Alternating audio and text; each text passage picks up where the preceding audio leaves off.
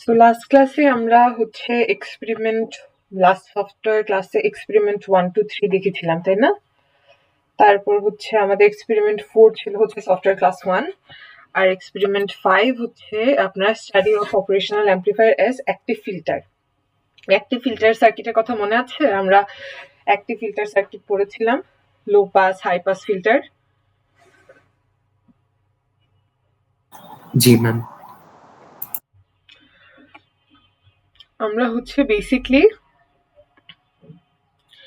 40 decibel per decade, 20 decibel per decade এরকম হচ্ছে আপনাদেরকে দেখিয়েছিলাম যে কিভাবে ডিজাইন করতে হয়, এক একটা ফিল্টার কিভাবে ডিজাইন করতে হয়, সেকেন্ড অর্ডার, ফার্স্ট অর্ডার, তাই না?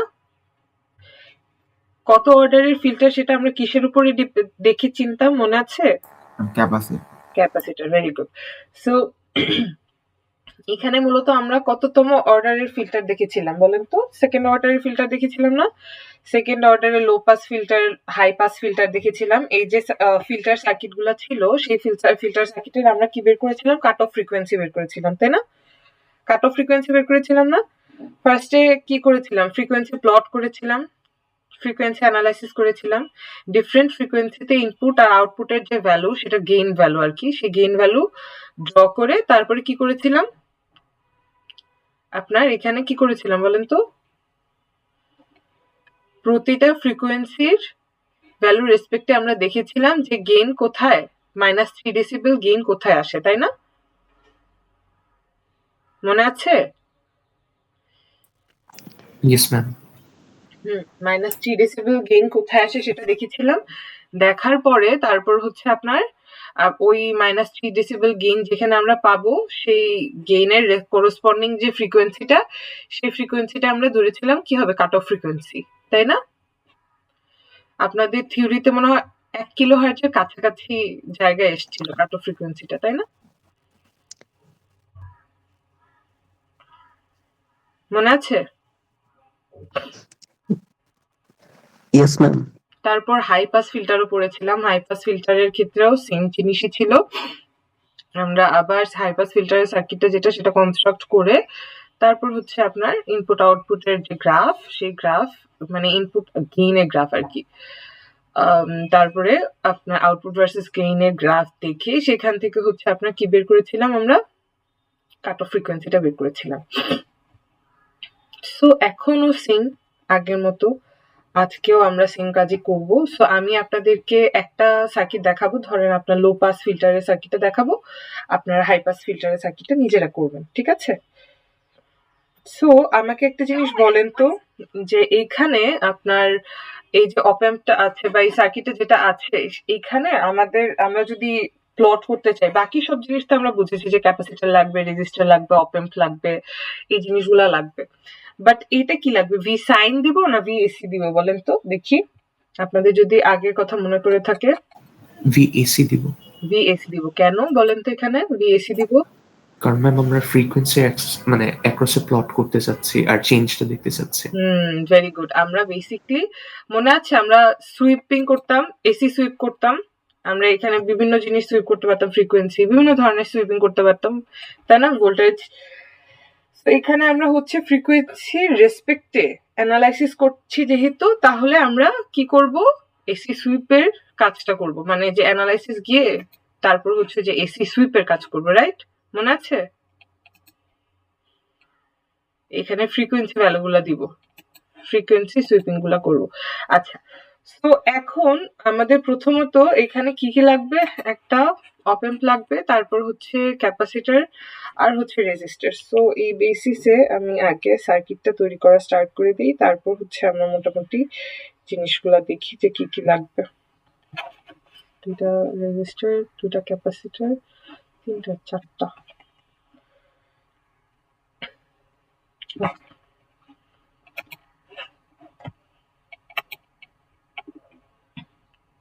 কি ছিল এখানে? না,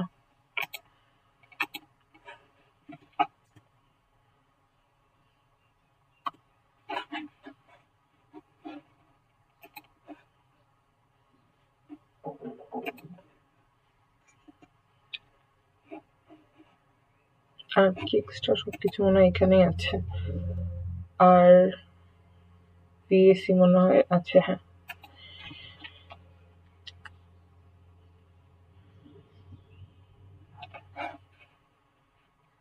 এখানে আর লাগবে, তারপর হচ্ছে বিডিসি লাগবে,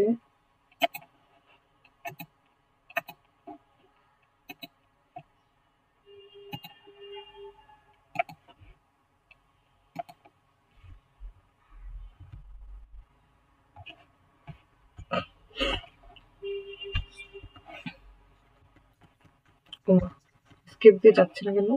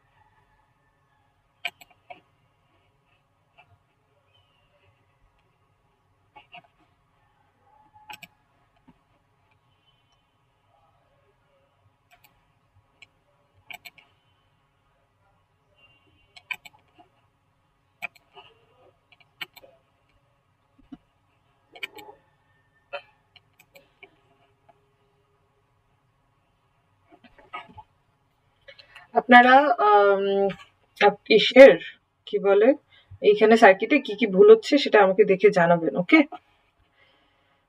আচ্ছা, সো এইখানে এটাকে উপরে যদি রেখে দিই তাহলে বেটার হয়। রেজিস্টারটাকে একটু উপরে নিয়ে গেলে হুম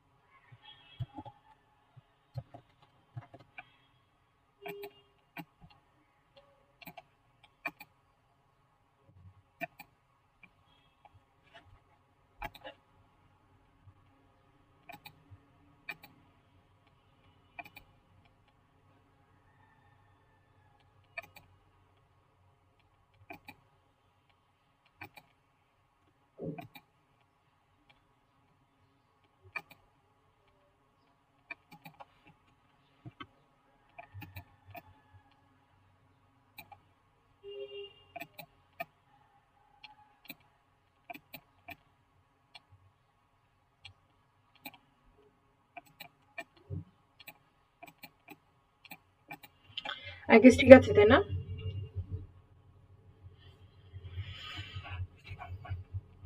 জি মিস। না দেখে এটা দেখে জি মিস।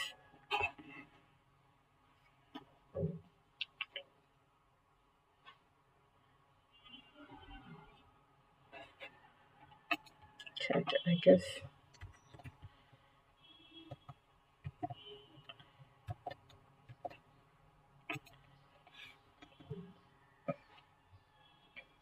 তো এখন ভ্যালুগুলো চেঞ্জ করতে হবে। সো ভ্যালুগুলো কি কি ছিল? 1.2k 1.2k আর হচ্ছে 2.2k 10k 1.2k 1.2k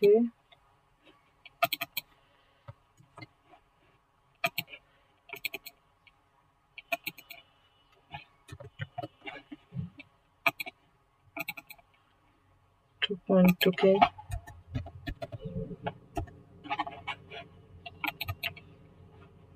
এটা 10k করেন 1k করেন সেম থিং। আচ্ছা এখন এটা হচ্ছে 15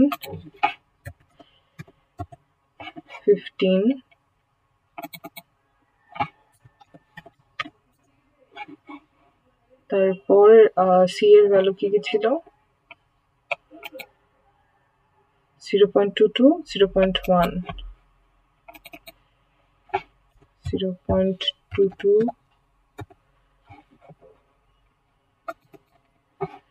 0.1 মাইক্রোফ্যারাড। ওকে আই গেস এখন ঠিক আছে তাই না? সবগুলা জিনিসই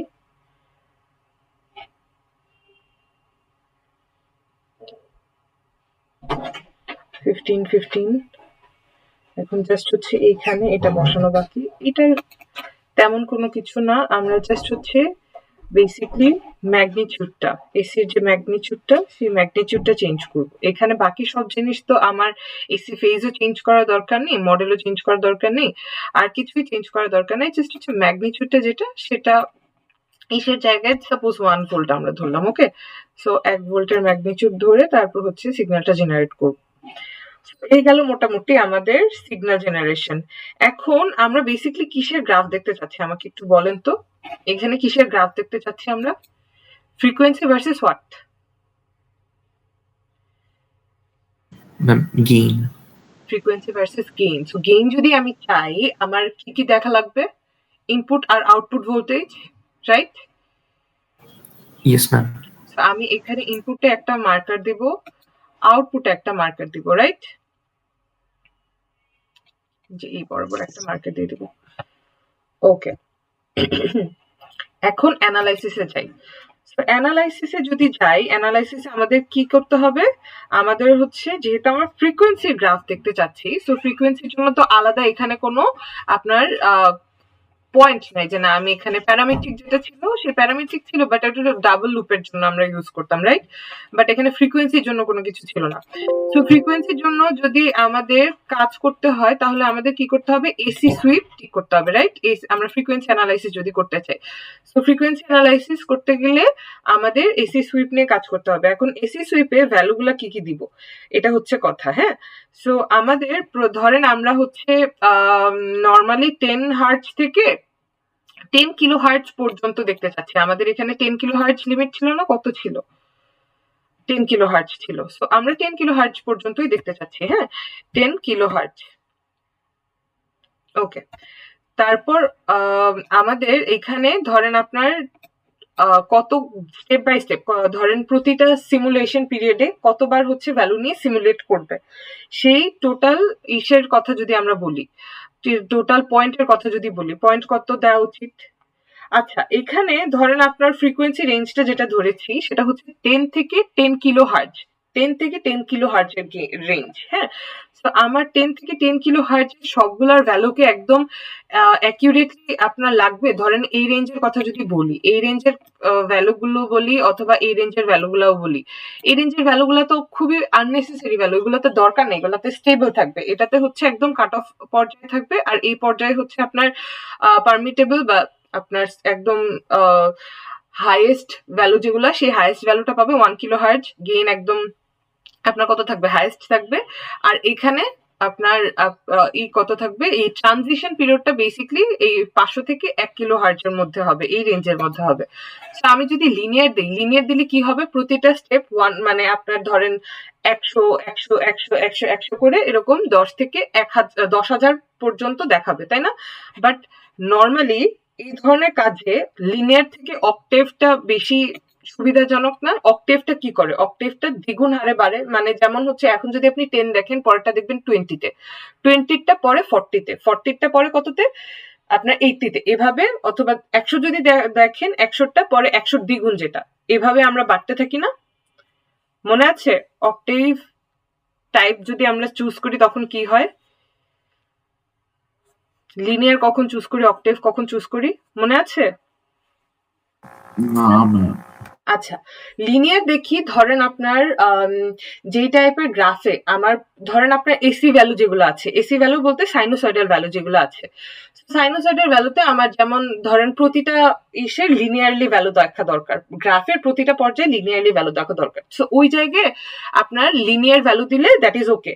বাট যেই জায়গায় ধরেন আপনার একদম লিনিয়ারলি ভ্যালু ডিটেইলড অ্যানালাইসিস করার প্রয়োজন নেই, আপনার হচ্ছে ফ্রিকোয়েন্সি ভ্যালুগুলো ধরেন আপনি যখন প্লট করবেন, প্লট করার সময় একদম সব ভ্যালু ডিটেইলড একদম লিনিয়ার ওয়েতে না এগিয়ে আপনার যদি দ্বিগুণ হারেও আগায়, তাহলে আপনার সমস্যা হবে না। এতে করে যেটা হবে, ডেটা পয়েন্ট ও ক্যালকুলেট করবে ঠিকই, কিন্তু গ্রাফে আপনার মার্জ আকারে দেখতে পারবেন। এটা গ্রাফটা দেখলেই আপনারা বুঝতে পারবেন। সো ওই জায়গায় আপনারা অক্টেভ অথবা ডিকেড এই ধরনের AC type, AC sweep type আপনারা চুজ করতে পারেন। এটা একটা গ্রাফ দেখলে আপনারা ভালোভাবে বুঝতে পারবেন যে আমি কিসের কথা বলছি। এই জায়গায় ধরেন আমরা যদি অক্টেভ চুজ করি, সো পয়েন্ট পার অক্টেভ, প্রতিটা অক্টেভে আপনার কতগুলো পয়েন্ট ধরে ক্যালকুলেট ও করবে। আমি ধরে নিলাম 1000 পয়েন্ট, 1001 যেটাই ধরে না কেন।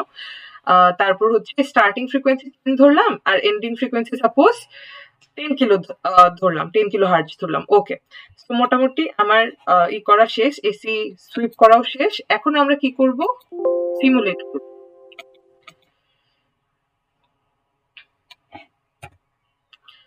এটা হচ্ছে 5।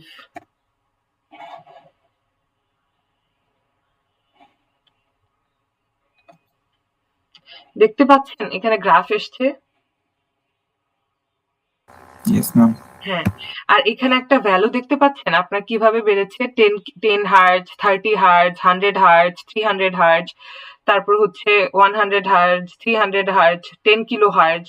এখানে লিনিয়ারলি ভ্যালুগুলো বেড়েছে, দেখতে পাচ্ছেন? ভ্যালুগুলো কি লিনিয়ার আছে? নো। লিনিয়ার অ্যানালাইসিস করলে ভ্যালুগুলা লিনিয়ার থাকতো, এক্সিস বরাবর যে ভ্যালুগুলা, সেই ভ্যালুগুলা লিনিয়ার থাকতো। কিন্তু অক্টেভে যে সুবিধাটা আমাদের হচ্ছে যে অনেকগুলা ভ্যালুকে ছোট একটা রেঞ্জের মধ্যে আপনি অক্টেভ অ্যানালাইসিস যখন করছেন, ও জাম্প করে করে করে করে এক্সিসের ভ্যালুটা বাড়িয়ে দিচ্ছে। অ্যানালাইসিসের ডেটা পয়েন্ট আছে ঠিকই ওর কাছে, ডেটা পয়েন্ট প্রতিটা পয়েন্টেরই ডেটা পয়েন্ট আছে, আপনি ডেটা পয়েন্ট লুজ করেননি। কিন্তু এখানে এক্সিসটা যেটা, সেই এক্সিসটা আমরা যেমন লিনিয়ারলি সারা জীবন ড্র করে এসেছি, লিনিয়ারলি জায়গায় আপনি ডিকেড আকারেও বাড়াতে পারেন, অক্টেভ আকারেও বাড়াতে পারেন, এভাবে হচ্ছে স্টেপ বাই স্টেপ আপনি বাড়াতে পারেন। ক্লিয়ার? সবাই বুঝতে পেরেছি জিনিসটা? জি। আচ্ছা, তো আমাদের গ্রাফ কি এই পর্যন্তই? এখান থেকে দেখে কি মনে হচ্ছে আউটপুটের গ্রাফ এটা পেয়েছি? This is the output graph, right? তাই না? জি ম্যাম। আচ্ছা, এই গ্রাফটা দিয়ে যদি আপনারা বের করতে চান, তাহলে কিভাবে বের করতে হবে বলেন তো? এখানে তো হাইস্ট হচ্ছে 1 কিলো হার্জ। সো এখানে আপনাদের যদি গেইনের হিসাব করেন, আপনারা যদি শুধু আউটপুটের হিসাব করেন, আউটপুটের হিসাব করলে কি আপনারা কাট অফ ফ্রিকোয়েন্সি কিভাবে বের করবেন দেখি, মাথায় আছে কিনা? বের করতে পারবেন? ধরেন ফ্রিকোয়েন্সি ভার্সেস ভি নট, এখানে আপনার কিন্তু ইনপুটের গ্রাফ দেখতে পাচ্ছেন, আর কিসের গ্রাফ দেখতে পাচ্ছেন? আউটপুটের গ্রাফ দেখতে পাচ্ছেন, তাই না? ইনপুট আর আউটপুটের গ্রাফ দেখতে পাচ্ছেন না? রেড কালারেরটা কি? V3। Yes ma'am. এই যে V3, আর হচ্ছে এখানে VR4 এর গ্রাফ দেখতে পাচ্ছেন। সো আমাদের এখানে গ্রাফ দেখার কথা, এই বরাবর আমাদের গ্রাফ দেখার কথা কিসের? ফ্রিকোয়েন্সি ভার্সেস গেইনের, তাই না? গেইনের গ্রাফ দেখার কথা না? জি ম্যাম। জি ম্যাম। সো এখানে আপনারা গ্রাফ কিসের পাচ্ছেন? ফ্রিকোয়েন্সি ভার্সেস ইনপুট এন্ড আউটপুটের না? Yes ma'am. সো এটাকে যদি আমরা চেঞ্জ করতে চাই, মনে আছে কিভাবে চেঞ্জ করতে হয়? আপনারা এই কাজটা এসসি তেও করে এসছেন, 2 ও 3 কোর্সেও করে এসছেন যখন আপনারা ফিল্টার পড়তেন। ম্যাম ওই যে অ্যাড ট্রেসে যে আমরা চেঞ্জ করতে পারি ওভাবে। Very good. অ্যাড ট্রেসে গিয়ে অথবা এখান থেকে ডাবল ক্লিক করেও, ধরেন আপনি এই গ্রাফটা কি চেঞ্জ করতে যাচ্ছেন, এখান থেকে কপি করে ইনপুট আর আউটপুটের যে ভ্যালুটা সেটা কপি করে আপনার এখানে জাস্ট হচ্ছে এই ফর্মুলাটা অ্যাপ্লাই করলেই হয়ে যায় না? 20 log output divided by input, মনে আছে? জি মিস। Yes ma'am. এখন এই গ্রাফ থেকে কি আপনার এটা কি বের করা সম্ভব? বলেন তো দেখি, এই গ্রাফ থেকে।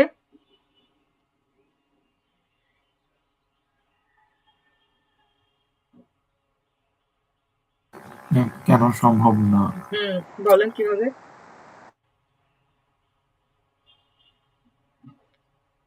সম্ভব না হওয়ার কোনো রিজন আছে? লাইক বুঝতেছি না।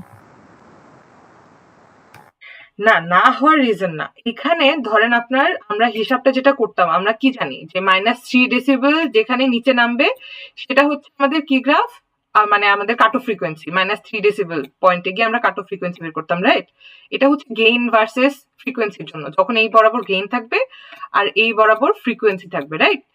কিন্তু যদি আপনার এই বরাবর আউটপুট ভোল্টেজ থাকে, এই বরাবর সাপোজ V0 আছে, এই বরাবর V0 আর এই বরাবর ফ্রিকোয়েন্সি আছে, তখন সেক্ষেত্রে আপনারা কাট অফ ফ্রিকোয়েন্সিটা কিভাবে বের করতেন? ওইটার শর্ত কি -3 ডেসিবেল ছিল? সেটা আমি জানতে চাচ্ছি। No ma'am. হ্যাঁ, সেটাই কি ছিল? 1/√2। এক্স্যাক্টলি। তো আপনারা কি করতে পারেন, যেটা এখানে আপনারা এর আগে করে এসছেন, গেইন ভার্সেস আপনার ফ্রিকোয়েন্সি, এই গেইন ভার্সেস ফ্রিকোয়েন্সি গ্রাফ ধরেও আপনারা কাট অফ ফ্রিকোয়েন্সিটা বের করতে পারেন। মানে এই জায়গায় ধরেন আপনার এখানে ওইটা আগে কপি করে আনতে হবে, কপি করে তারপরে এখানে আপনার কি লিখতে হবে, 20 log input by output, sorry output by input লিখে তারপরে কি করতে হবে, ওকে তে ক্লিক করতে হবে। তখন হচ্ছে এখানে গেইনের গ্রাফ চলে আসবে। গেইনের গ্রাফ চলে আসলে তখন আপনি আরেকটা গ্রাফ যেটা আছে ইনপুটের গ্রাফ সেটা বাদ দিয়ে দিতে পারেন। কিন্তু আপনি ধরেন এটাকে আমি বাদ দিয়ে দিই, এটা আপাতত আমার প্রয়োজন পড়ছে না যদি আপনি ওই ফর্মুলাটা ইউজ না করেন, ঠিক আছে? ওই ফর্মুলাটা ইউজ না করে আপনি কি করতে যাচ্ছেন, গেইন থেকে না, আপনি just output versus frequency graph দেখতে চাচ্ছেন, আউটপুট ভোল্টেজ ভার্সেস ফ্রিকোয়েন্সি বা frequency versus output voltage graph দেখতে চাচ্ছেন। এই গ্রাফ থেকে আপনি কিভাবে বের করবেন? এখানে হাইয়েস্ট ভ্যালুটা কত আছে? 1 ভোল্ট, রাইট? এখানে কত আছে? 1 ভোল্ট না?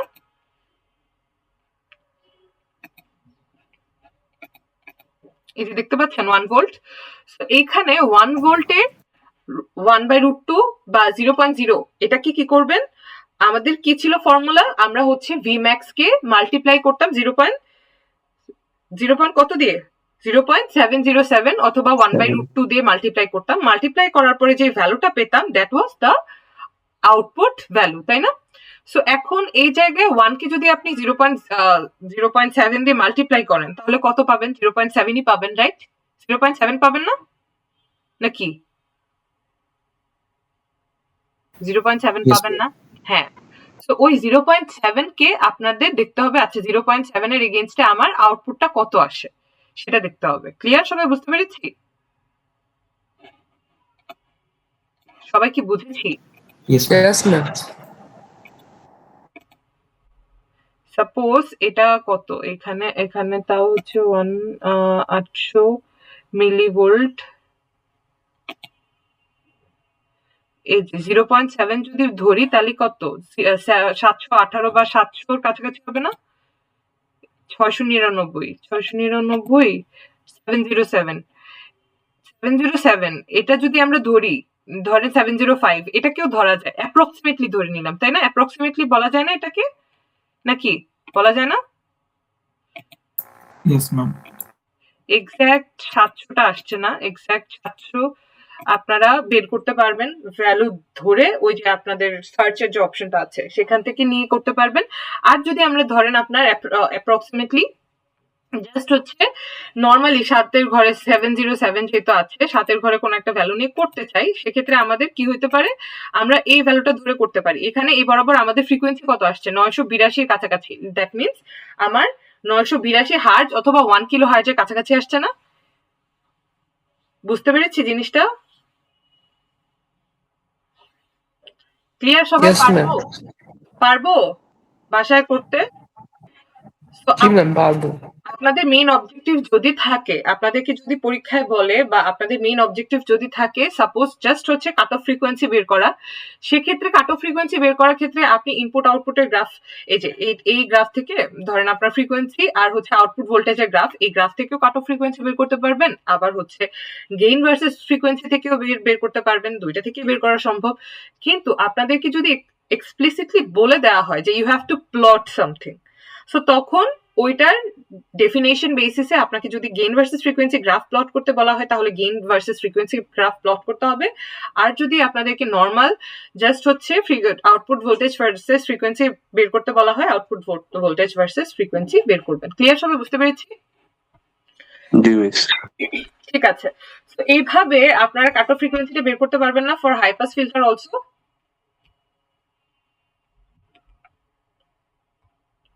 এই কাজগুলো কিন্তু আপনারা এর আগেও করে এসছেন, আগের কোর্সগুলোতে করে এসছেন, সেজন্য ফিল্টারে আমি আর এত ডিটেলসে কিছু দেখাচ্ছি না আপনাদেরকে। Clear? Yes, ma'am. Okay, so let's go to the next experiment, that is When bridge oscillator. So amplifier as When bridge oscillator. So এটা আমরা পড়ে আসছিলাম যে অসিলেশন সার্কিট মূলত কি করে, বলেন তো দেখি অসিলেশন সার্কিটের মেইন পারপাসটা কি ছিল? অসিলেট করে। অসিলেট করা। সাবাস। কি অসিলেট করতো?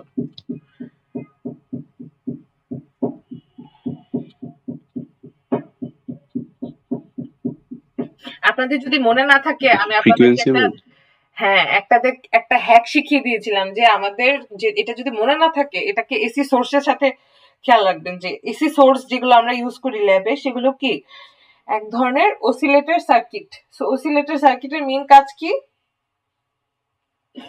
ফ্রিকোয়েন্সি অসিলেট করা। হ্যাঁ, ফ্রিকোয়েন্সি অসিলেট করা। এটা বেসিক্যালি আমাদের কি করে, আপনার থার্মাল নয়েজ থেকে আমাদের কি করে, সিগন্যাল জেনারেট করে, এসি সিগন্যাল জেনারেট করে, রাইট?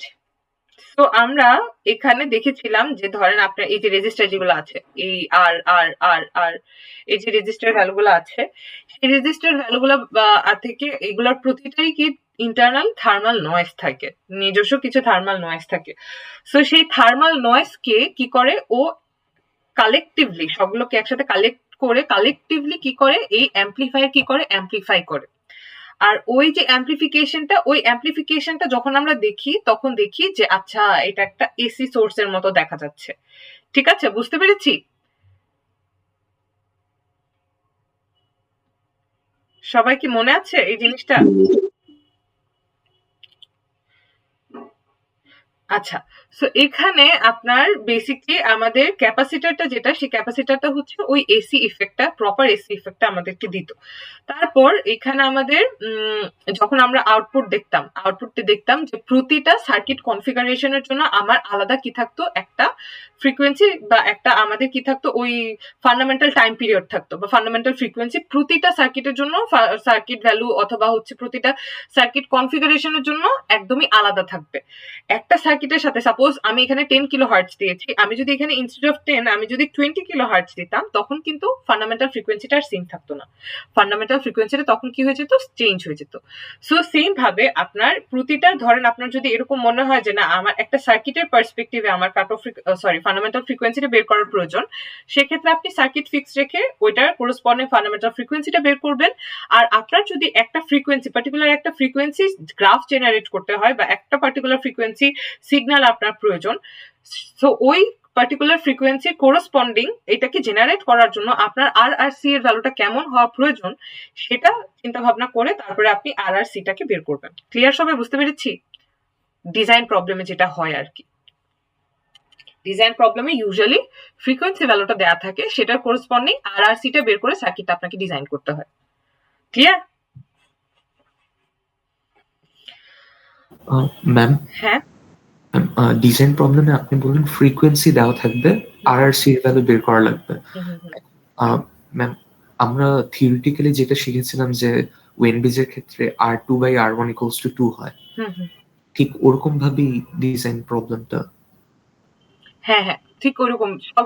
এটা R2/R1 = 2 আপনার, এটা আমাদের কন্ডিশন ধরে। কন্ডিশন কি ছিল আমাদের, এই কন্ডিশনটা কেন ধরেছিলাম আমরা, ওই যে আপনার এ আর বেটার জন্য, রাইট? মনে আছে? এটার আমাদের যখনই আমরা ডিজাইন করব আমাদের একটা জিনিস খেয়াল রাখতে হবে যে আপনার এ ইনটু বেটা যখন আমরা করি তখন এই দুইটার মাল্টিপ্লিকেশনের ভ্যালু যাতে সবসময় 1 হয়। এটাকে ফিক্স রাখার জন্য আমরা কি করেছিলাম, আপনার R2/R1 এরকম রেখেছিলাম, তাই না? Yes ma'am. সো এইটার রেশিওটা ধরেন আপনার যখন বেটাটা ফিক্স থাকবে, বেটা ফিক্স থাকলে আপনি এ চেঞ্জ করবেন না। আর হচ্ছে এ যদি চেঞ্জ করতে হয় তখন এ আসলে চেঞ্জ না করাটাই বেটার। আপনার যদি এ চেঞ্জ করতে হয় তখন হচ্ছে সবসময় রেশিও আকারে চেঞ্জ করবেন। R1 আর R2 এর ভ্যালুটা এমন ভাবে চেঞ্জ করবেন যাতে হচ্ছে এর ভ্যালুটা ফিক্স থাকে।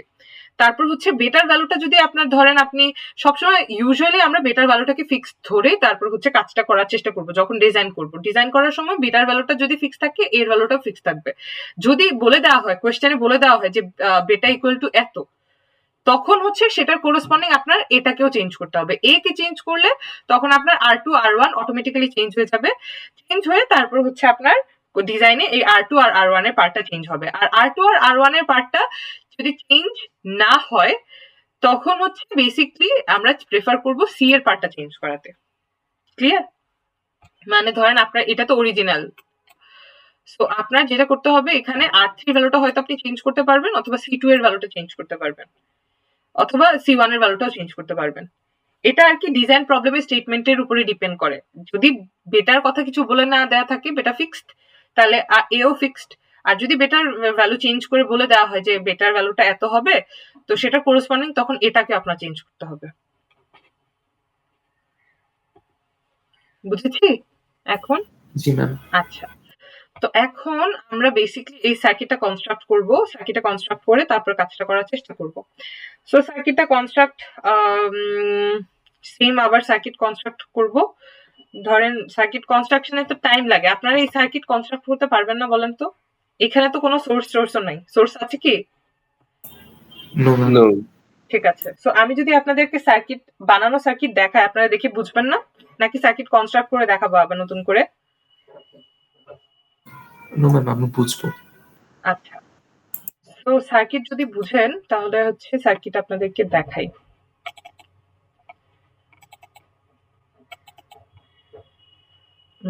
এটা হচ্ছে experiment 6, right? Okay, this is the circuit basically. এই সার্কিটে আমাদের মূলত কি হচ্ছে, আমাদের এই পার্টটা তো সেম, সবগুলো পার্টই সেম মোটামুটি বলতে গেলে। এটাকে আমরা একসাথে একটা সেম গ্রাউন্ডে রেখেছি। তারপর হচ্ছে আপনার এইখানে আপনার দেখতে পাচ্ছি যে আপনার অপএম্প আছে আর হচ্ছে লোড বেসিকলি আছে। অপএম্পের সাথে কোনোটাতেই কিন্তু বাইসিং ভোল্টেজের কথা বলে দেওয়া নাই, বাট বাইসিং ভোল্টেজ যদি না দেন অ্যাম্পলিফিকেশন কিন্তু হবে না। সো সেম সার্কিটই এখানে করে দেওয়া আছে। এখন কথা হচ্ছে আমি গ্রাফ কিসের দেখবো, গ্রাফ কিসের দেখবো মনে আছে? গ্রাফ কোথায় দেখতাম আমরা? এখানে কি সোর্স আছে কোথাও? সোর্সের করেসপন্ডিং গ্রাফ যে আমরা দেখবো, সোর্স কোথাও আছে বলেন তো? সোর্স কিন্তু কোথাও নাই। হ্যাঁ, সোর্স নাই এখানে। সোর্স হচ্ছে ওই থার্মাল নয়েজটা। সো থার্মাল নয়েজ কিন্তু ইনপুট আকারে আমাদের দেখা সম্ভব না, কারণ ওটা অনেক ছোট, অনেক ছোট, যেটা হচ্ছে আপনার দেখে আপনি কোনো অসিলোস্কোপে বুঝতে পারবেন না। এই থার্মাল নয়েজটা এতই আপনার ইনসিগনিফিকেন্ট হয়। সেই ইনসিগনিফিকেন্ট থিংটাকে আপনার কি করছে, এই অপএম্পটা কি করছে, অ্যাম্পলিফাই করছে। সো এই যে অ্যাম্পলিফিকেশনটা হচ্ছে, সেই অ্যাম্পলিফিকেশনটা কিন্তু মানে ঠাস করে যে আপনার হচ্ছে এরকম হয়ে গেল তা কিন্তু না। কারণ ইউজুয়ালি একটা ছোট জিনিসকে যখন অ্যাম্পলিফাই করে, এটা যখন হচ্ছে কালেকটিভলি অ্যাম্পলিফাই হতে থাকে, জিনিসটা কিরকম অ্যাম্পলিফিকেশন হয়, আস্তে ফার্স্টে হচ্ছে ছোট নয়েজটা থাকে, তারপর হচ্ছে অ্যাম্পলিফাই হয়ে হয়ে আস্তে আস্তে আস্তে আস্তে আস্তে বড় হয়, একটা স্টেজে গিয়ে সে ফিক্সড হয়ে যায়, কারণ এ আর বেটার গুণফল ইকুয়াল টু 1। একটা স্টেজে গিয়ে যদি ফিক্সড হয়ে যায় তখন বুঝবেন যে আপনার সার্কিটটা ওকে। বাট ইনিশিয়ালি থার্মাল নয়েজে কি হবে, এখানে কি ফিডব্যাক একটা দেওয়া আছে না, সেই ফিডব্যাকই কি করবে, আপনাকে বারবার বারবার আউটপুটটা ভেতরে দিয়ে দিবে না? একটা ফিডব্যাক আছে না এখানে? Yes ma'am. আচ্ছা, তো এইখানে আমরা যেটা করব, আমরা কি করব, আমরা এখানে আপনার একটা ভোল্টেজ মার্কার ইউজ করব। ভোল্টেজ মার্কার যখন ইউজ করব, সো ভোল্টেজ মার্কারটা কোথায় রাখবো? আউটপুটে রাখবো। এই ওয়েন ব্রিজ অসিলেটর এটা কোন কনফিগারেশনে করা বলেন তো? ইনভার্টিং নাকি নন ইনভার্টিং?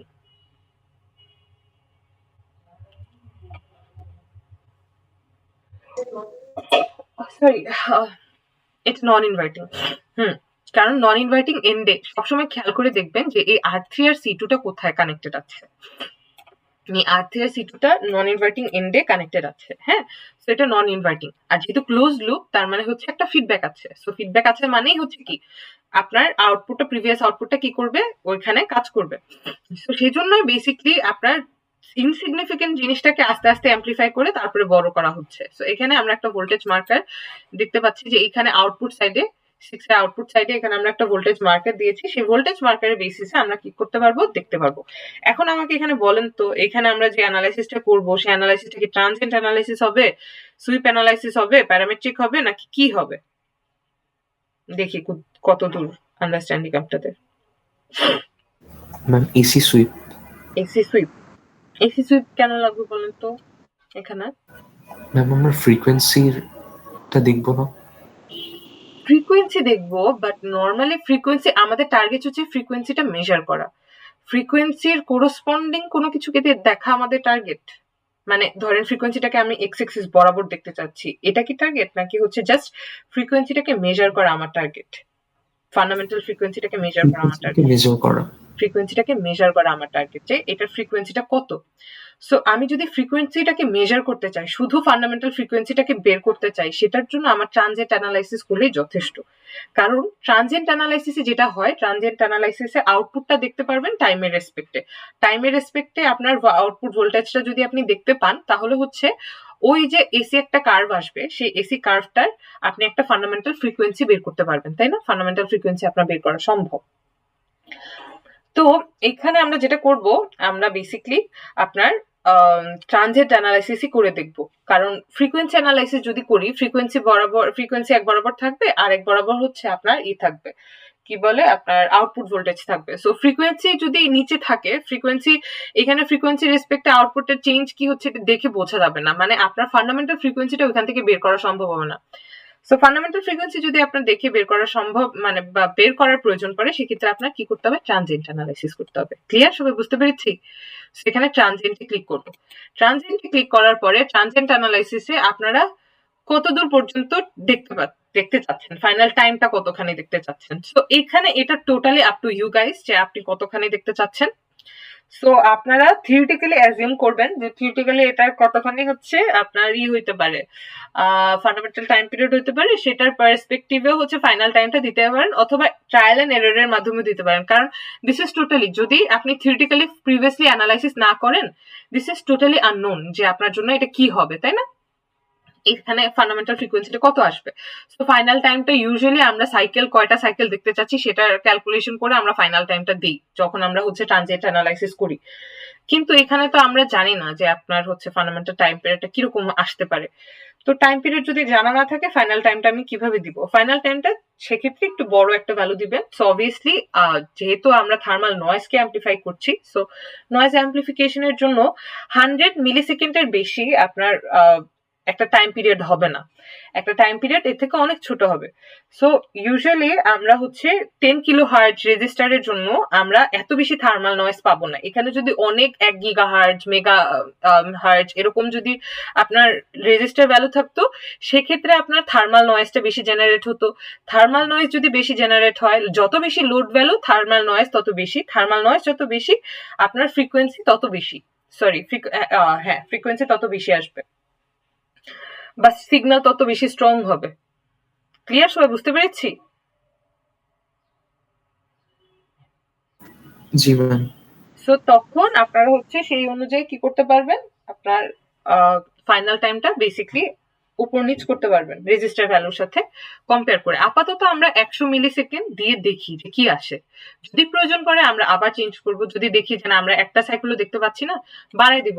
আর যদি মনে হয় যে না অনেক বেশি দেখে ফেলছি, কমাই দিব।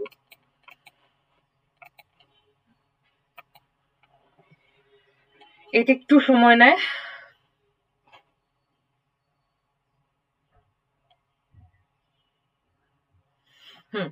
তো মোটামুটি আমরা দেখতে পাচ্ছি, তাই না? 100 মিলি সেকেন্ডে 100 মিলি সেকেন্ডে ইনিশিয়ালি দেখা যাচ্ছে।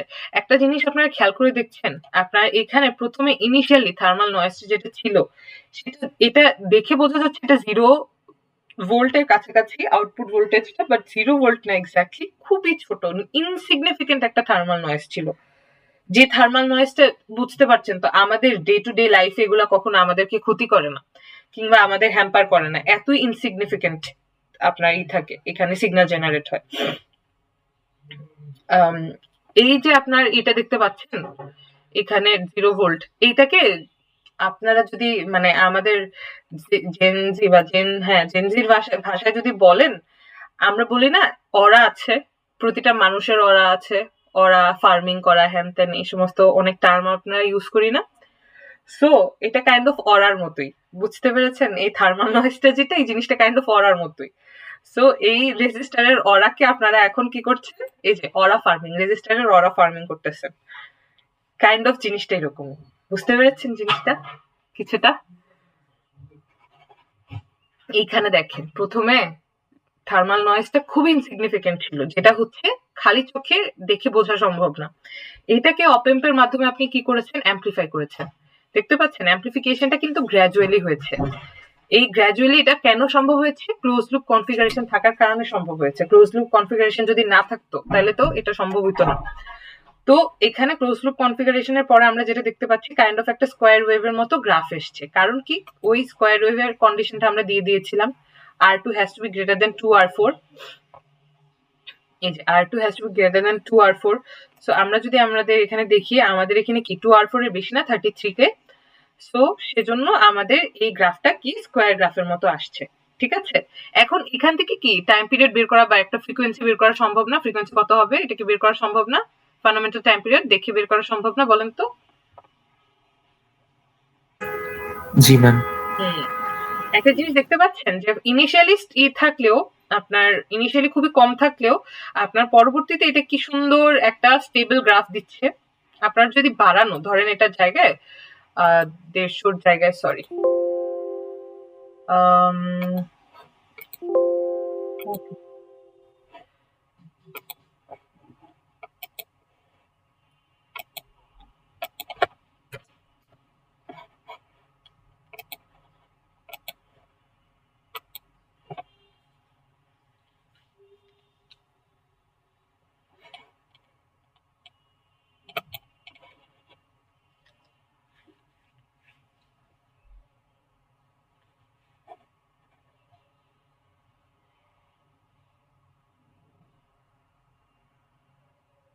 হুম, 200 বাড়ানোর পরে দেখতে পাচ্ছি আমরা আরো বেশি দেখতে পাচ্ছি।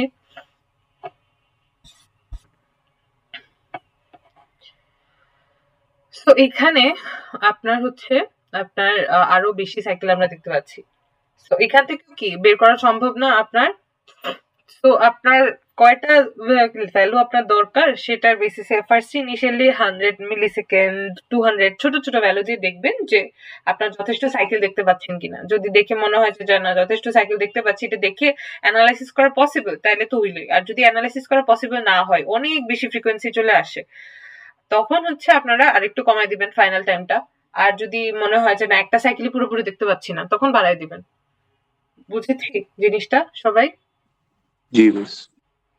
ওকে, এখান থেকে কি এখান থেকে আমি আর ফ্রিকোয়েন্সি বের করলাম না, আপনাদের দায়িত্ব হচ্ছে এখান থেকে, কারণ সব জিনিস আমি তো বলে দিব না আপনাদেরকে। সো আপনাদের এইটুকু কাজটা আই গেস আপনারা করতে পারবেন, তাই না? যে এখান থেকে ফ্রিকোয়েন্সি ভ্যালুটা বের করা গ্রাফ থেকে,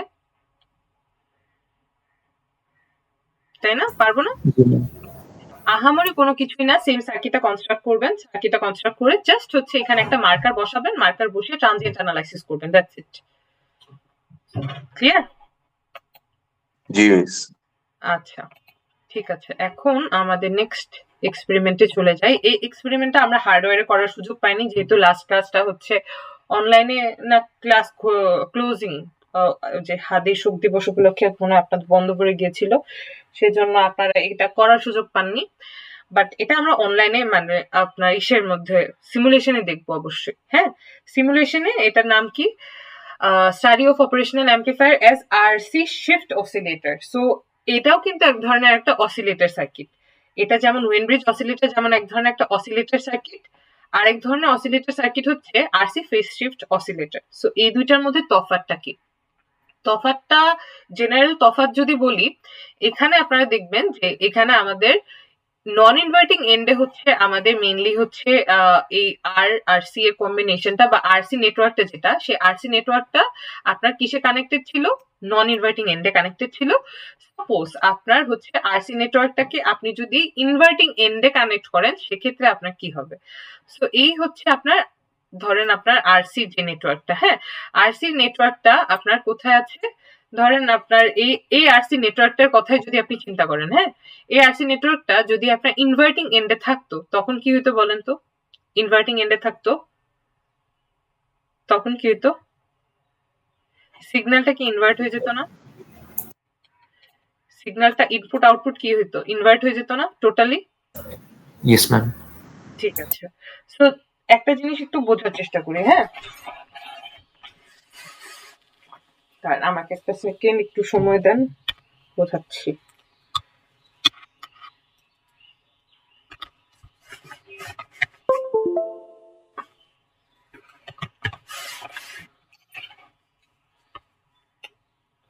ওকে, তো এটা হচ্ছে ধরেন আপনার কোন একটা কি বলে অ্যাম্পলিফায়ার, ঠিক আছে? অ্যাম্পলিফায়ারের আপনার কি আছে, একটা অ্যাম্পলিফায়ার অপ্যাম্প এর কথা যদি চিন্তা করি, সো অপ্যাম্প ও নিজে কি করছে, ইনভার্টিং এন্ডে যদি আপনি রাখেন, ও নিজে কি করে দিচ্ছে, 180 ডিগ্রি ফেজ শিফট করে দিচ্ছে না, তাই না? 180 ডিগ্রি ফেজ শিফট করে দেয় না যদি আপনি ইনভার্টিং এন্ডে রাখেন? মানে কি ইনপুট আর আউটপুটের গ্রাফ কি একটা আরেকটার উল্টাটা হবে, সো 180 ডিগ্রি ফেজ শিফট করে দিচ্ছে। সো আপনার অ্যাম্পলিফায়ার কি করছে, 180 ডিগ্রি ফেজ শিফট করে দিচ্ছে। এখন আউটপুটে আপনি কি পাবেন, 180 ডিগ্রি ফেজ শিফটেড আউটপুট পাবেন, বাট আপনি চাচ্ছেন না যে আমি 180 ডিগ্রি ফেজ শিফটেড পাই। মানে ধরেন আপনি দিলেন একটা, তার উল্টাটা পেলেন, এটা আমাদের টোটালি আনএক্সপেক্টেড একটা জিনিস না, এটা তো আমরা চাই না। সো আমরা চাচ্ছি যে যেটাই আমি দিচ্ছি সেটাকে তুমি জাস্ট অ্যাম্পলিফাই করে দিবা, এটা ফেজ শিফট করে দিবা না। আমি সার্কিটকে বলছি যে তুমি জাস্ট অ্যাম্পলিফিকেশন করবা, not the phase shifting.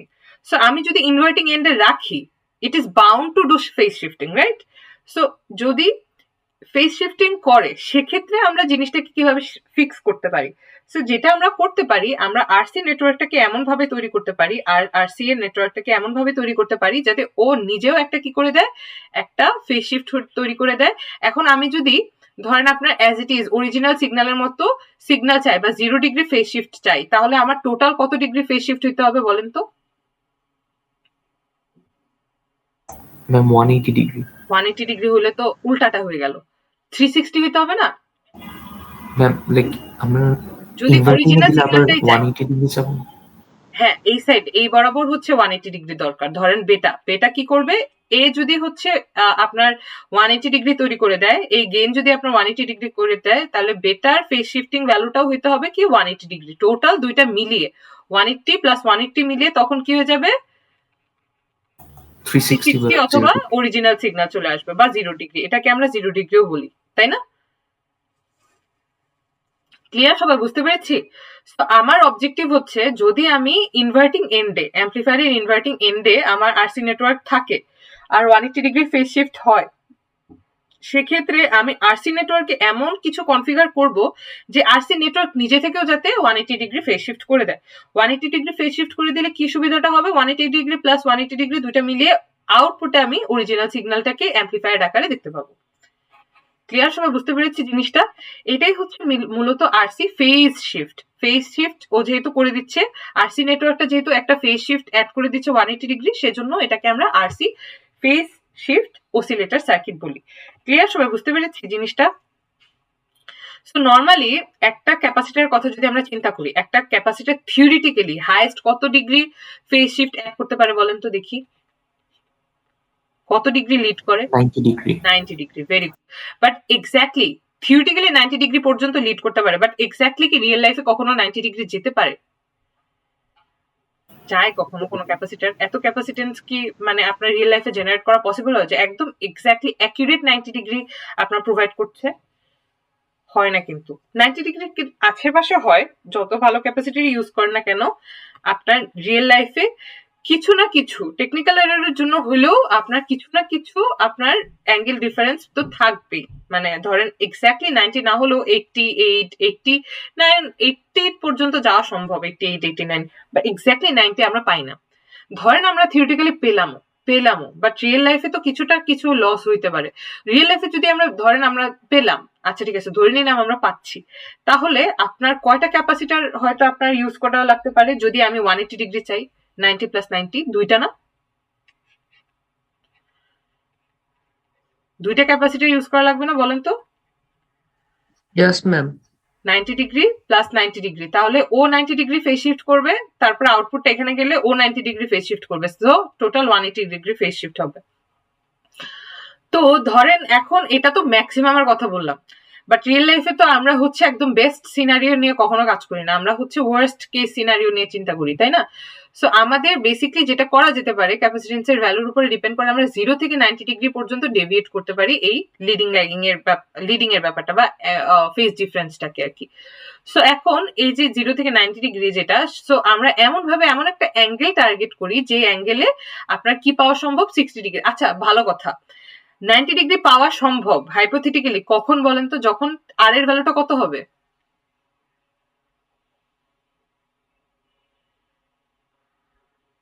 x equal to কি ছিল? 1/2 পাই fc না? মনে আছে? Yes ma'am. সো xc যদি বেশি হয়, c এর ভ্যালু যদি বেশি হয়, xc কি হবে? কমে যাবে। এটা যদি বেড়ে যায় তাহলে x এর ভ্যালু কি হয়ে যাবে? কমে যাবে। আর এটা যদি কমে যায় তাহলে কি হয়ে যাবে? এটার ভ্যালু কি হয়ে যাবে? বেড়ে যাবে। মনে আছে? বুঝতে পেরেছি? মনে পড়েছে জিনিসটা? সো আর এর সাথে কি অ্যাসোসিয়েটেড না কিছু এলো?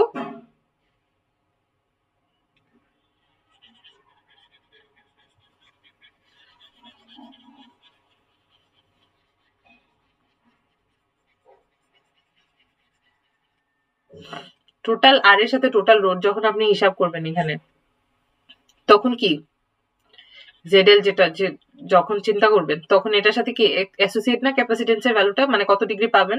মনে আছে? Yes ma'am. সো ধরেন আপনার এখানে আপনি আর এর ভ্যালু যদি খুবই কমিয়ে দেন তাহলে হচ্ছে আপনি 90 ডিগ্রি অ্যাঙ্গেল পাওয়ার সম্ভাবনা আছে, বাট আমি যদি আর এর ভ্যালু কমিয়ে দিই থার্মাল নয়েজও কি কমে যাবে? সো আমি থার্মাল নয়েজও কমাতে যাচ্ছি না, আবার আমি হচ্ছে 90 ডিগ্রি এই ফেজ শিফটটাও ফিক্স রাখতে চাচ্ছি। তো এক্ষেত্রে আমার কি করার আছে? সো সেক্ষেত্রে আমরা যেটা করতে পারি, আর এর ভ্যালু যদি আমাদের কমানোর সুবিধা না থাকে সেক্ষেত্রে আমরা যেটা করব, আমরা হচ্ছে ধরেন এমন একটা অ্যাঙ্গেলকে টার্গেট করব বা ফেজ শিফটকে টার্গেট করব যেটা দিয়ে 180 ডিগ্রি রিচ করা সম্ভব। সাপোজ আমি 60 ডিগ্রির কথা যদি বলি, 60 ইন্টু 3 180 করা সম্ভব না? সম্ভব না বলেন তো? Yes ma'am. হ্যাঁ। তো আমি যদি প্রতিটা ধরেন এখানে একটা আরসি নেটওয়ার্ক, এখানে একটা আরসি নেটওয়ার্ক, এখানে একটা আরসি নেটওয়ার্ক, প্রতিটা আরসি নেটওয়ার্কে এখানে ধরেন আপনার 60 ডিগ্রি ফেজ শিফট হবে, এটার জন্য 60 ডিগ্রি, এটার জন্য 60 ডিগ্রি, এইটার জন্য 60 ডিগ্রি, এইভাবে প্রতিটা আরসি নেটওয়ার্কে একসাথে রাখি তাহলে কি করা সম্ভব? ক্যাসকেড করি আর কি, সবগুলোকে একসাথে করি তাহলে কি করা সম্ভব? 180 ডিগ্রি একসাথে জেনারেট করা সম্ভব, তাই না? তো এইভাবে আমি 180 ডিগ্রি জেনারেট করব। ক্লিয়ার? সবাই বুঝতে পেরেছি? এতে করে যেটা হচ্ছে আমার আর এর ভ্যালুটাও কমানোর প্রয়োজন পড়ছে না, আর সি এর ভ্যালুটা দিয়েও আমার যথেষ্ট মানে 180 ডিগ্রি যেটা জেনারেট করার প্রয়োজন ছিল সেটা 180 ডিগ্রি জেনারেট করা সম্ভব হচ্ছে। বুঝেছি জিনিসটা? জি ম্যাম। এটা আপনারা চাইলে 4টা দিয়েও করতে পারতেন। 4টা দিয়ে যদি করেন সেক্ষেত্রে হচ্ছে অ্যাঙ্গেলটা একটু কম আসবে, 180 ডিগ্রি ডিভাইডেড বাই 4, তখন কত আসে? 180 ডিগ্রি ডিভাইডেড বাই 4 যদি যেটা আসে, সো প্রতিটা আরসি নেটওয়ার্ক দিয়ে এক্স্যাক্টলি ওই অ্যাঙ্গেলটাই আপনার জেনারেট করতে হতো। ওইভাবে হচ্ছে আর এর ভ্যালু আর সি এর ভ্যালুটা চুজ করতে হবে। ক্লিয়ার? সবাই বুঝতে পেরেছি? এটা হচ্ছে একদম বেস্ট পসিবল ওয়ে। এর থেকেও আপনি হচ্ছে 4টা দিয়েও করতে পারেন, 2টা দিয়ে 5টা দিয়েও করতে পারেন, বা 6টা দিয়ে করলেও যথেষ্ট, 6টা দিয়েও করা যেতে পারে আপনার। কিন্তু 2টা দিয়ে করলে দ্যাট উড বি ইনএফিশিয়েন্ট, কারণ 90 ডিগ্রি অ্যাকচুয়ালি জেনারেট করা is very tough without decreasing the load value. মানে আর এর ভ্যালুটা ডিক্রিজ করা ছাড়া 90 ডিগ্রি জেনারেট করা is very tough. So that's why এটা যেহেতু টাফ, সেজন্য আমরা কি করলাম, আচ্ছা আর এর ভ্যালু যেহেতু আমার থার্মাল নয়েজ প্রয়োজন, আর এর ভ্যালু আমার মানে মিডিয়াম সাইজ রাখবো বা বড় সাইজ বলে আমার আর এর ভ্যালু সেম রাখতে হবে। সো আর এর ভ্যালু যদি বেড়ে যায়, সাপোজ আপনার আর এর ভ্যালু আরো বেড়ে গেল, তখন হচ্ছে আপনার ক্যাপাসিটরের ভ্যালু বাড়াতে হবে। বুঝতে পারলাম?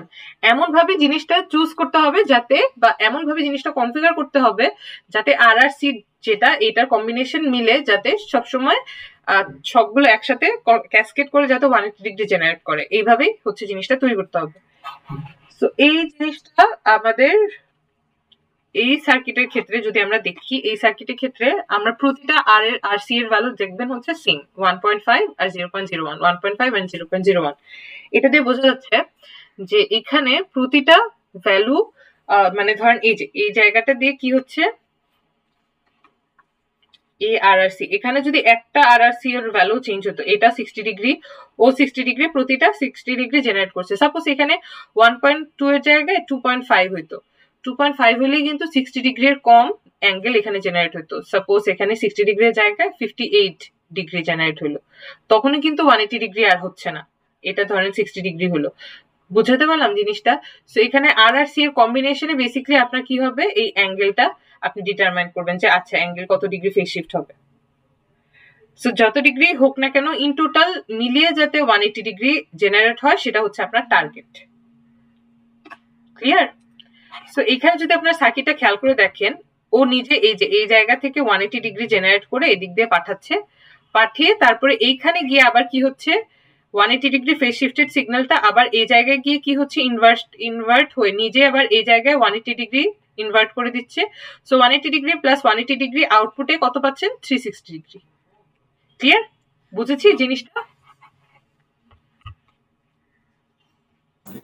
Yes ma'am. আচ্ছা, ইয়েস ম্যাম। এটাই এখন আমরা দেখবো। হ্যাঁ, এটা যদি আপনারা পি স্পাইসে সার্কিটটা জেনারেট করতে চান, এভাবে সার্কিটটা জেনারেট করবেন। এই সার্কিটটাকেও কি তৈরি করে দেওয়ার দরকার আছে, সেম জিনিস, এখানেও সোর্স নাই, আগের মতোই জাস্ট আর আর সি এর যে নেটওয়ার্কটা সেটা তৈরি করবেন, আর হচ্ছে এখানে এই সার্কিটটা বানাবেন। বানানোর পরে এখান বরাবর হচ্ছে এই বরাবর আপনারা আউটপুটটা দেখতে পারবেন, যে এই বরাবর আউটপুট ভোল্টেজটা এই বরাবর দেখলে যেটা হবে, এখান থেকে 180 ডিগ্রি, এখান থেকে 180 ডিগ্রি, দুটো মিলে টোটালটা 360 ডিগ্রি একটা আপনার ফেজ শিফট আসবে। তো এইখান বরাবর আমরা হচ্ছে দেখবো বেসিক্যালি আউটপুটটা এই নোডে 6 যেটা আমাদের ইয়ে আছে, আউটপুটের বরাবর আমাদের 6 নাম্বার যে টার্মিনালটা আছে, সেই 6 নাম্বার টার্মিনালে বেসিক্যালি আউটপুট ভোল্টেজ মার্কারটা বসিয়ে আমরা দেখবো। সো এই সার্কিটটাকে আবার কনস্ট্রাক্ট করে দেখাচ্ছি না আপনাদের জন্য, এখানে বানিয়ে দেওয়া আছে, বানানোটা একটু দেখাই, দেখানোর পরে দেখলেই বুঝতে পারবেন।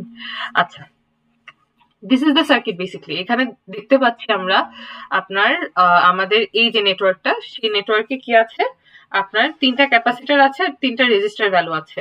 তো রেজিস্টার ভ্যালুগুলোকে ইন্টারনাল এখানে আপনার আলাদা আলাদা গ্রাউন্ড না করে এখানে আলাদা আলাদা গ্রাউন্ড করেন, বা একসাথে সেম গ্রাউন্ডে রাখেন, একই তো কথা, তাই না? একই কথা না?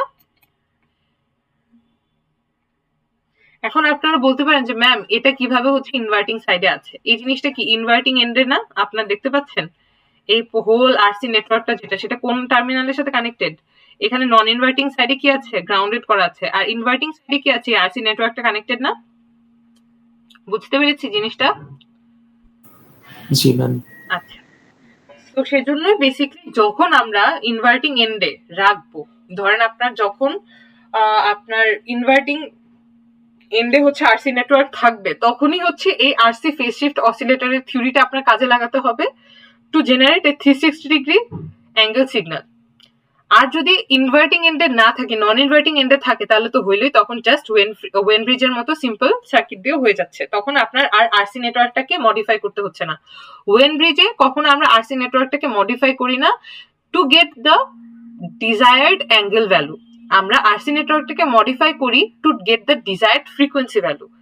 আর এখানে আমাদের আরসি নেটওয়ার্কটাকে মডিফাই করতে হচ্ছে দুইটা কারণে, একটা হচ্ছে ফ্রিকোয়েন্সি ভ্যালুটাকে মেনটেন করার জন্য, আরেকটা হচ্ছে আপনার ফেজ শিফটটাকে ফিক্স করার জন্য। দুইটা কারণে হচ্ছে আমাদের এই RC phase shift oscillator basically তৈরি করতে হয়। ক্লিয়ার? সবাই বুঝতে পেরেছি? ওয়েন ব্রিজের মধ্যে অ্যাঙ্গেলের কোনো ঝামেলা নাই, যেহেতু আমরা নন ইনভার্টিং সাইডে রাখি। আর এখানে ইনভার্টিং সাইডে রাখি বিধায়ী আমাদের হচ্ছে কি করতে হয়, এই কনফিগারেশনটা করতে হয়। সবাই বুঝেছি? Yes ma'am. সো আপনার ফ্রিকোয়েন্সির উপরে ডিপেন্ড করে, ধরেন আপনি যদি হায়ার ফ্রিকোয়েন্সি জেনারেট করতে চান, আপনার হয়তো আরো বেশি ক্যাপাসিটার প্রয়োজন পড়তে পারে যখন আপনার ডিজাইনিং এর কাজ করবেন। ধরেন আপনাদের এখানে তো এই পার্টিকুলার সিগন্যালের জন্য তো একটা পার্টিকুলার কাট অফ ফ্রিকোয়েন্সি থাকবে, এটা তো বুঝি, কাট অফ ফ্রিকোয়েন্সি বলতেছি, sorry, fundamental time fundamental period, যেটা ফান্ডামেন্টাল টাইম পিরিয়ড বা ফান্ডামেন্টাল ফ্রিকোয়েন্সি একটা থাকবে, তাই না? সো সেম ভাবে আপনার এখানে যেমন হচ্ছে একটা ফান্ডামেন্টাল ফ্রিকোয়েন্সি থাকবে। ধরেন আমি আপনাকে একটা পার্টিকুলার ফ্রিকোয়েন্সি ভ্যালু বলে দিলাম যে এই ফ্রিকোয়েন্সির জন্য এখন আপনার সার্কিটটা কনস্ট্রাক্ট করতে হবে। সো ওই ফ্রিকোয়েন্সির জন্য আপনি যদি সার্কিটটা কনস্ট্রাক্ট করতে চান, এখানে দেখবেন একটা ফর্মুলা দেওয়া আছে, কাট অফ ফ্রিকোয়েন্সি একটা ফর্মুলা দেওয়া আছে। ফর্মুলাটা কোথায়? এখানে নাই।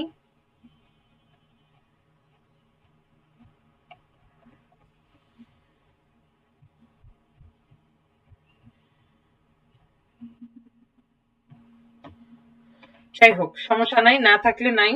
এখানে আপনারা যেটা করবেন, সেম জিনিস এইখান থেকে অরিজিনেটেড ফর্মুলাটা সেম আপনার আমাদের 2π√RC যেটা ছিল, সেম 2π√RC-টাই আমরা এখানে ব্যবহার করব। এখানে এর ক্ষেত্রেও হচ্ছে F = 1/2π।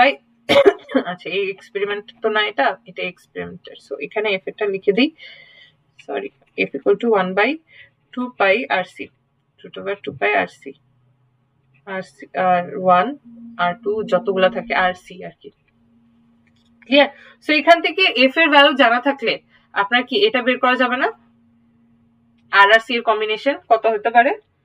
সো ওইটা জেনারেট করে দেখবেন যে আপনার হচ্ছে কি হচ্ছে, আপনার ফ্রিকোয়েন্সিটা কি সেম থাকতেছে কিনা।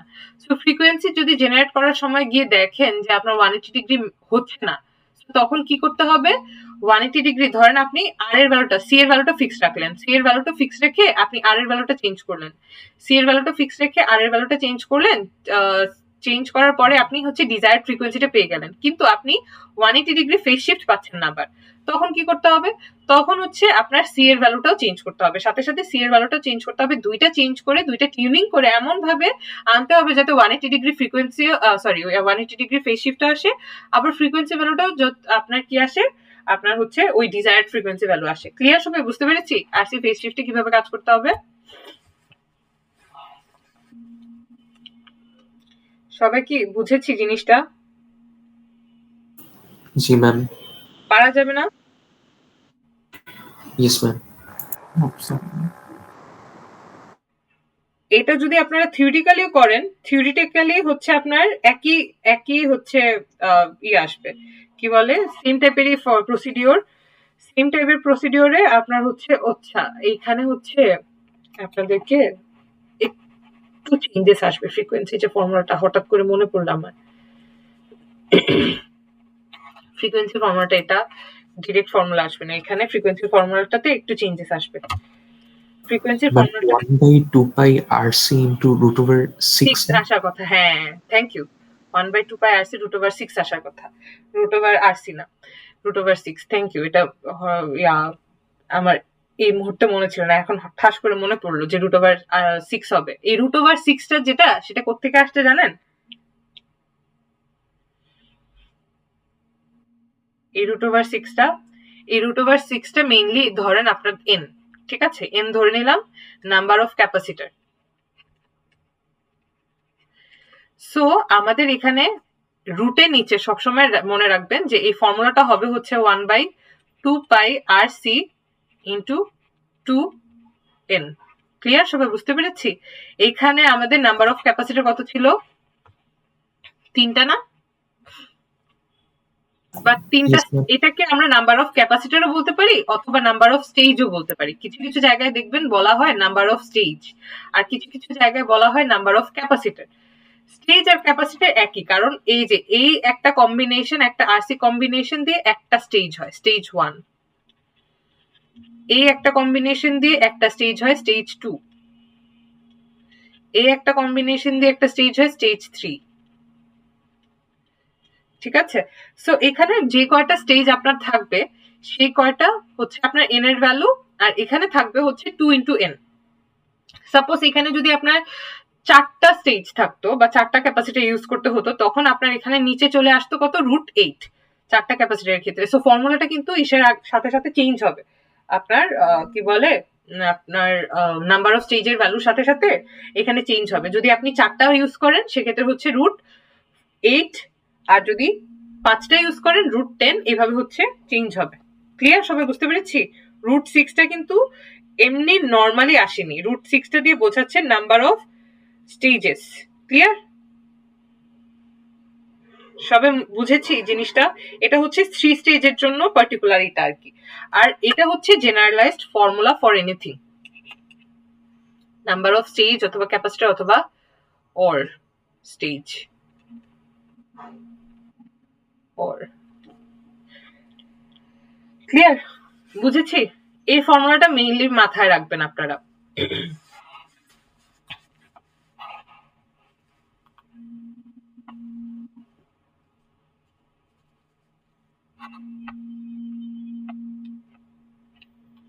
আচ্ছা, সো এখন আমরা হচ্ছে এটা দেখবো, গ্রাফটা দেখবো, তাই না? গ্রাফটা দেখবো। সো এখানে সার্কিটটা ফার্স্টে আপনাদের কনস্ট্রাক্ট করতে হবে। সার্কিট কনস্ট্রাক্টটা তো ইজি, জাস্ট দেখে দেখে সার্কিট কনস্ট্রাক্টটা করবেন। এখানে ডিফিকাল্ট কোনো কিছু না, বা কোনো মেজর চেঞ্জেস করতে হবে না সার্কিটে, অ্যাজ ইট ইজ সার্কিট যেরকম আছে সেরকম দেখে জাস্ট কনস্ট্রাক্ট করবেন। তারপরে সেম আগের মতোই ট্রানজিয়েন্ট অ্যানালাইসিস করবো আমরা। ট্রানজিয়েন্ট অ্যানালাইসিস কেন করবো সেটা তো বুঝেছি, আবার নতুন করে এক্সপ্লেন করার প্রয়োজন আছে? আই গেস নাই। আচ্ছা, এখানে আমরা হচ্ছে ইনিশিয়ালি ফাইনাল টাইমটা যেটা আছে, ফাইনাল টাইমটা আমরা 32 মিলি সেকেন্ড দিয়ে দেখি। হ্যাঁ, 32 মিলি সেকেন্ড দিয়ে দেখি। আচ্ছা, স্টেপ সিলিং প্রতিটাতে আমি 1 মাইক্রো করে দিচ্ছি, এটা তো বুঝি কেন 1 মাইক্রো দিচ্ছি, তাই না? স্টেপ সিলিং একটা আবার বলার দরকার আছে?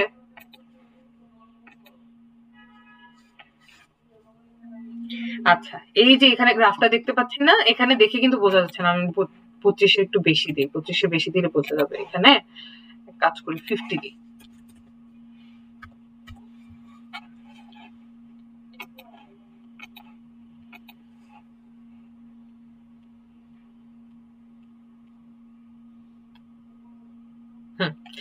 দেখতে পাচ্ছেন ইনিশিয়ালি আপনার অ্যাপ্রক্সিমেটলি 30 বেশি, কত 32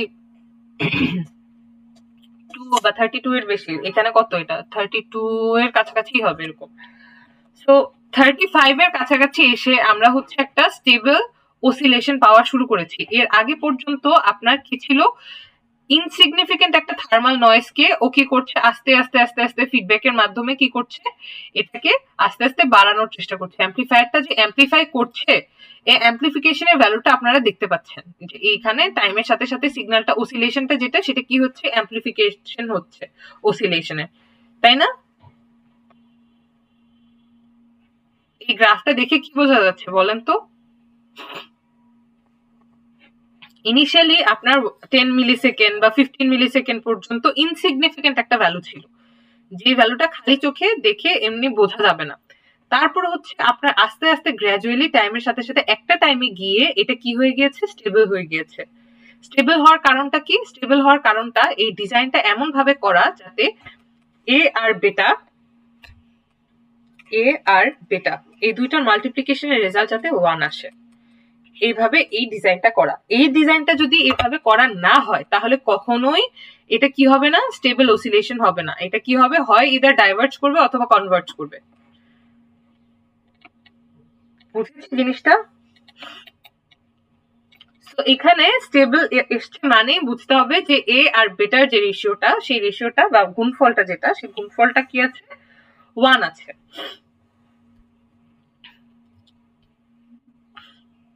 এখন এটাকে এক কাজ করি, এখান থেকে তো আপনার ফ্রিকোয়েন্সি ভ্যালুটা দেখে বোঝা যাচ্ছে না।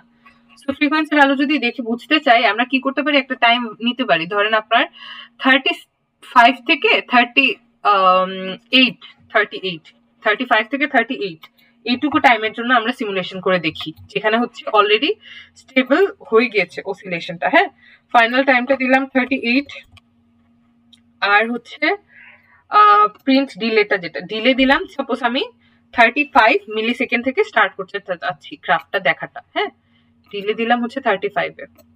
সো এখন গ্রাফটা দেখে মোটামুটি বোঝার কথা, দেখতে পাচ্ছি গ্রাফটা দেখে বোঝা যাচ্ছে না? এখন কি গ্রাফটা দেখে বোঝা যাচ্ছে না? এখান থেকে কি আপনার বের করা যাবে না ফ্রিকোয়েন্সি কত হবে?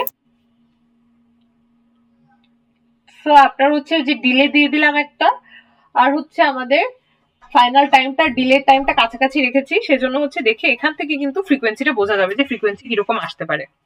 এখান থেকে ফান্ডামেন্টাল ফ্রিকোয়েন্সি বের করতে পারবেন না আপনারা? পারা যাবে না সবাই?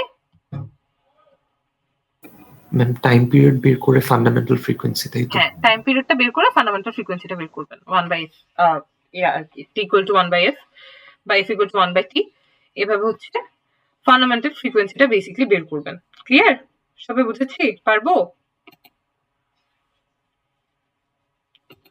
সো আপনাদের নেক্সট ক্লাসে তো ল্যাব টেস্ট। ইনশাআল্লাহ ম্যাম। হ্যাঁ, ইনশাআল্লাহ। সো নেক্সট ক্লাসে তো ল্যাব টেস্ট। ল্যাব টেস্টের জন্য আপনাদের একটু ভালো করে এই জিনিসগুলো প্র্যাকটিস করতে হবে। হ্যাঁ, সো আমি কিছু সাজেশন দিই। সাজেশন অ্যাজ ইন হচ্ছে কি কি ভালো করে করবেন। এই দুটা তো খুবই ভালো করে করবেন। এখান থেকে যদি কোয়েশ্চেন আসে, কি টাইপের কোয়েশ্চেন আসতে পারে সেটা আমি বলে দিই।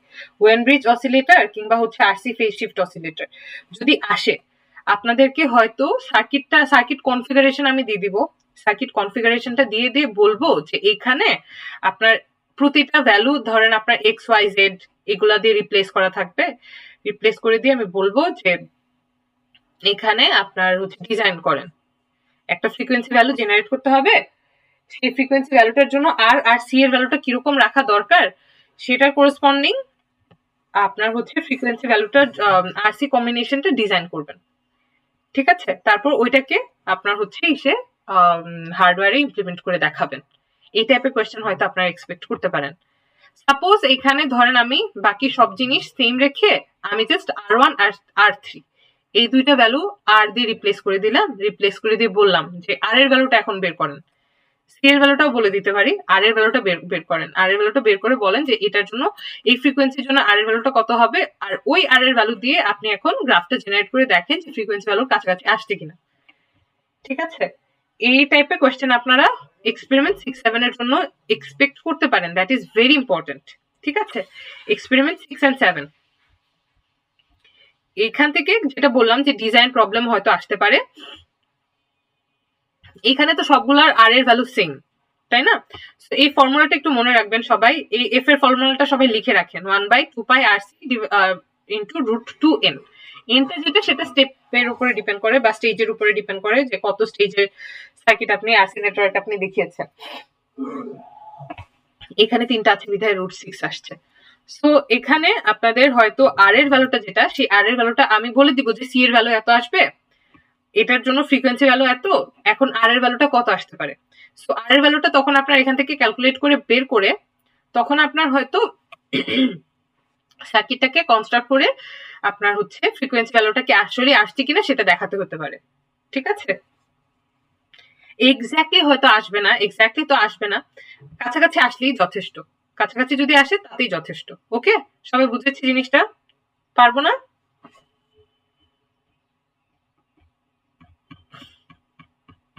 এটা হচ্ছে, আচ্ছা আপনারা কি আছেন?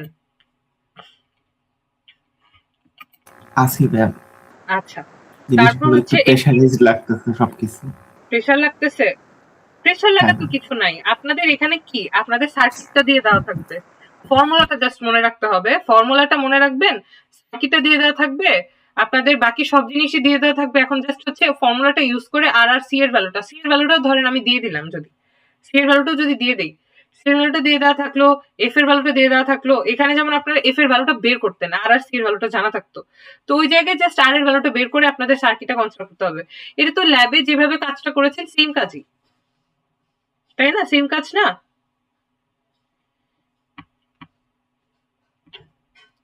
আচ্ছা, তারপরে এখানে হয়তো এই টাইপের কোয়েশ্চেন আপনারা এক্সপেক্ট করতে পারেন। এই টাইপের কোয়েশ্চেনে ধরেন আপনার এই যে এই এক্সপেরিমেন্টটা খুব ইম্পর্টেন্ট। ফিল্টারের যে এক্সপেরিমেন্টটা, আপনাদের প্রজেক্ট তো ফিল্টার রিলেটেড, তাই না? সো এক্সপেরিমেন্ট 5টা যেটা, সেই এক্সপেরিমেন্ট 5 হচ্ছে অ্যাক্টিভ ফিল্টারের জন্য, study of operation amplifier as active filter. Okay, so এখানে ফিল্টারে যেটা করতে হবে আপনাদের, ফিল্টারে হচ্ছে আপনাদের এখানে হয়তো আপনার ফিল্টার সার্কিটের ডায়াগ্রামটা দেয়া থাকতে পারে, ফিল্টার সার্কিটের ডায়াগ্রামটা দেয়া থাকবে, ডায়াগ্রামটা দিয়ে তারপর ডিফারেন্ট ফ্রিকোয়েন্সির জন্য হয়তো আপনাদেরকে গেইন বের করার এই থাকতে পারে। সো এখানে আপনাদের কষ্ট করে হ্যাঁ, এখানেও ডিজাইন প্রবলেম টাইপের থাকতে পারে। ডিজাইন অ্যাজ ইন হচ্ছে ধরেন কাট অফ ফ্রিকোয়েন্সি, না এখানে ডিজাইন দিব না, থাক, আপনাদের বেশি প্যারা হয়ে যাবে, ডিজাইন তো প্রজেক্টে আছে, এখানে আর ডিজাইন দিব না। সো এই এক্সপেরিমেন্টটাও ইম্পর্টেন্ট, এক্সপেরিমেন্টটাও ভালোভাবে প্র্যাকটিস করবেন। Experiment 5, 6, 7 is very important, very very very important. Okay, তারপর এর আগে যেগুলো আছে প্রিসিশন রেকটিফায়ার, প্রিসিশন রেকটিফায়ার যদি আসে, প্রিসিশন রেকটিফায়ারের ডায়াগ্রাম দেওয়া থাকবে না, এটা দ্যাটস ফর শিওর। প্রিসিশন রেকটিফায়ারের ডায়াগ্রামটা একটু মনে রাখতে হবে, প্রিসিশন রেকটিফায়ারের ডায়াগ্রাম, তারপর হচ্ছে এই যে কম্পারেটর সার্কিটের ডায়াগ্রাম, এই জিনিসগুলো একটু মনে রাখতে হবে। এক্সপেরিমেন্ট আপনার 1 যেটা, এটা বাদ দিয়ে দিই, হ্যাঁ এটা আসবে না, আপনার আলাদা করে এটার প্র্যাকটিস করার দরকার নাই। Amplifier, operational amplifier as amplifier মানে নন ইনভার্টিং ইনভার্টিং অ্যাম্পলিফায়ার, এটা আসবে না, এটা টোটালি বাদ দিয়ে দিলাম। এটা থেকে আলাদা করে কিছু আসবে না, প্রতিটার জন্যই তো আপনার লাগছেই। যেমন কম্পারেটরের ক্ষেত্রে ওপেন লুপ কনফিগারেশন ইউজ করে আপনার হচ্ছে কম্পারেটর সার্কিট বানাতে হচ্ছে, এক্সপেরিমেন্ট 2, 3, 4, 5, 6 সবকিছুতেই আপনার হচ্ছে অ্যাম্পলিফিকেশন লাগছে ক্লোজ লুপে। সো আপনার ওইখানে আলাদা করে আমরা inverting non inverting amplifier design করবো না, জাস্ট হচ্ছে যেটা করতে হবে এক্সপেরিমেন্ট 2 তে, এই যে আপনার হচ্ছে ধরেন zero crossing detector, inverting non inverting zero crossing detector, positive voltage level detector, negative voltage level detector. So এই জিনিসগুলা একটু সার্কিটগুলো মনে রাখতে হবে। এক্সপেরিমেন্ট 2 আর 3 যেটা আছে, এক্সপেরিমেন্ট 2 আর 3 এর সার্কিটটা মনে রাখতে হবে, আর 5, 6, 7 এর সার্কিট দিয়ে দেওয়া থাকবে, ওইখানে ডিজাইনিং প্রবলেম থাকবে। ক্লিয়ার? সবাই বুঝতে পেরেছি? সবাই কি বুঝেছি জিনিসটা? কারণ এখানে মডিফিকেশনে তেমন কোনো কিছু নাই, দিলে আপনার যদি মডিফাই করে দিয়ে আপনারা হয়তো আইডেন্টিফাই করতে পারবেন না। শর্ট টাইমের পরীক্ষার জন্য মডিফিকেশনের কোয়েশ্চেনগুলো is not appropriate. So short টাইমের পরীক্ষার জন্য কম্পারেটরে অ্যাজ ইট ইজ হয়তো আপনাদেরকে বলে দেওয়া থাকতে পারে যে এই কম্পারেটর সার্কিটটা ডেভেলপ করেন, সেক্ষেত্রে যদি আপনাদেরকে সার্কিটও দিয়ে দেওয়া থাকে তাহলে তার এক্সামের কিছু হইলো না, তাই না? আর এগুলো খুবই সিম্পল সার্কিট, মনে রাখার মতোই সার্কিট। সো কম্পারেটর সার্কিট, তারপর হচ্ছে রেকটিফায়ার সার্কিট, এই দুইটা সার্কিট একটু মনে রাখতে হবে। ওকে, so far clear everyone? জি মিস। ম্যাম হ্যাঁ, প্রিসিশন রেকটিফায়ার সার্কিট তো ম্যাম অনেক বড়। প্রিসিশন রেকটিফায়ার সার্কিট বড় হলেও এই জিনিসটা তো সিম্পল একটা সার্কিট, কারণ প্রতিটা রেজিস্টার ভ্যালু সেম এখানে, আর এখানে জাস্ট একটা ডায়োড আছে, দুইটা ডায়োড আছে, ইটস সিম্পল সার্কিট। আর একটু যদি চোখ দিয়ে দেখেন, দেখলে মনে থাকবে এটা। ওকে ম্যাম, এটা মনে থাকার মতো সার্কিট, এটা ভুলে যাওয়ার মতো সার্কিট না, এটা মনে থাকার মতো। দরকার হলে একটু পরীক্ষার আগে 2-1 নিজে চোখ বন্ধ করে এটা ড্র করবেন।